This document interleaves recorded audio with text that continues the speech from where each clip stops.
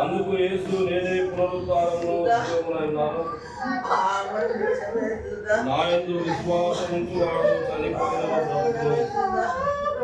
బ్రతికి నా యందు విశ్వాసముంచు బ్రతివాడు ఎన్నటికీ చనిపోడు. నేను బ్రతుకుతున్నాను కనుక మీరును బ్రతుకుదురు. మృతువు దేవుని కుమారుని శబ్దం వెనుగడియాది ఇప్పుడే వచ్చి ఉన్నది, దాన్ని వినువారు జీవించుదని మీతో నిశ్చయముగా చెప్తున్నాను.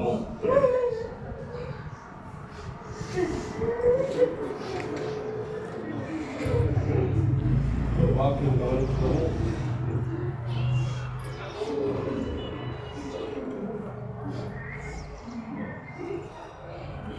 దేవుని వాక్యం చదువుకుందా.